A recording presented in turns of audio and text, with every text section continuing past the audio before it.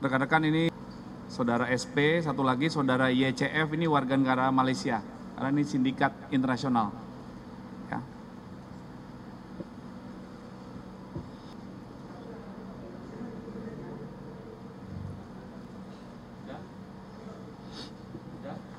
Bisa kita mulai rekan-rekan?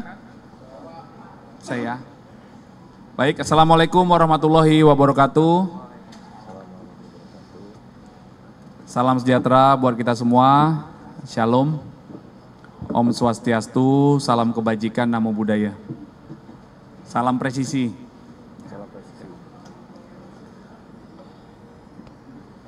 Yang kami hormati Bapak Budianto, rekan-rekan beliau hadir, beliau adalah Ketua Sekretariat Satgas Pasti. Ya, beliau dari OJK. Satgas Pasti adalah Satuan Tugas Pemberantasan Aktivitas Keuangan Ilegal. Ya, beliau hadir, terima kasih Pak Budianto. Kemudian hadir pula pada siang hari ini Bapak Brigjen Pol Fajarudin. Beliau adalah analis eksekutif senior dari OJK.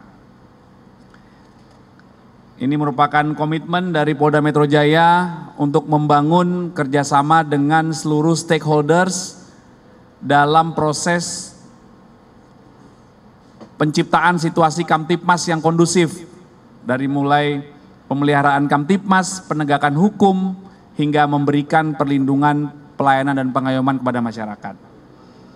Kemudian yang kami hormati Bapak Kasubdit Reserse Siber Polda Metro Jaya, beserta Pak Wadir dan Kasubdit 3 Reserse Siber Polda Metro Jaya selaku penyidik, serta rekan-rekan jurnalis yang berbahagia yang siang hari ini berkenan hadir dan berkesempatan hadir. Rekan-rekan sekalian, kita bersama-sama akan melaksanakan press release pengungkapan kasus online scamming ya, atau penipuan online sindikat internasional, ya, karena ada pelaku yang berasal dari warga negara Malaysia. Dari beberapa laporan yang diterima di Polda Metro Jaya, ini juga terkait nanti ada di beberapa daerah. Ini perlu kami jelaskan, nanti juga akan dijelaskan bagaimana perlindungan negara terhadap warga masyarakat yang menjadi korban penipuan. Kemudian apa yang harus kita lakukan secara bersama-sama, rekan-rekan media nanti akan menyampaikan himbauan dan edukasi dari semua pihak yang hadir di sini, sehingga kita memberikan perlindungan kepada masyarakat, agar masyarakat tidak menjadi korban penipuan online ini. Mereka sangat teliti, sangat canggih, menggunakan setidaknya sampai dengan saat ini Direktorat Reserse Siber Polda Metro Jaya sudah mengidentifikasi ada 15 perusahaan cangkang ya yang dijadikan sarana untuk membujuk rayu korban, sehingga akhirnya korban menjadi atau mau mengikuti arahan dari para pelaku ini. Baik, untuk proses pengungkapan kasus ini, mari sama-sama kita dengarkan penjelasan dari Bapak Dires Siber, dan perlu kami tegaskan bahwa rekan-rekan kami dari Direktorat Reserse Siber ini bekerja sangat cepat ya rekan-rekan. Dalam waktu setidaknya 16 hari dari laporan diterima,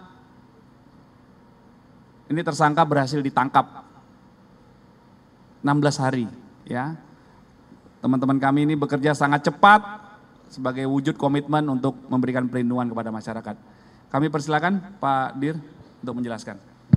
Baik, Assalamualaikum warahmatullahi wabarakatuh.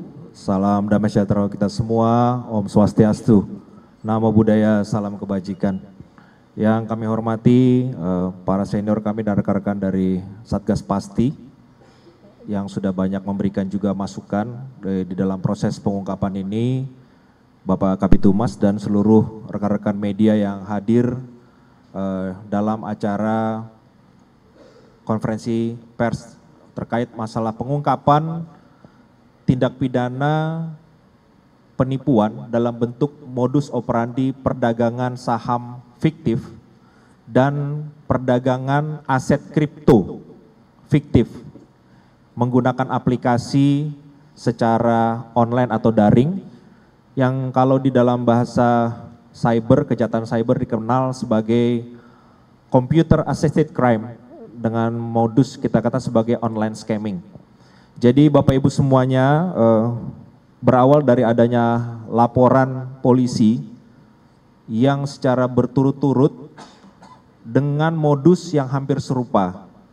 Jadi korban ini mereka ditawarkan melalui penawaran marketing di beberapa aplikasi seperti Facebook salah satunya.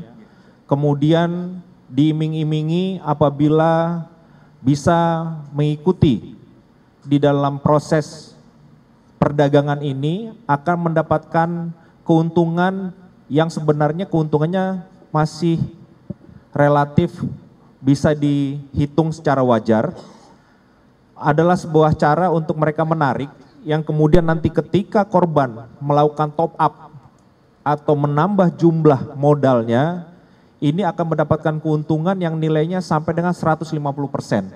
Nah, disinilah letak bagaimana para kelompok pelaku ini menggunakan sarana teknologi informasi, mereka melakukan penyalahgunaan, ya kalau di dalam bahasanya ada dikatakan sebagai grooming juga, supaya korban ini mau menuruti apa yang disampaikan oleh para pelaku.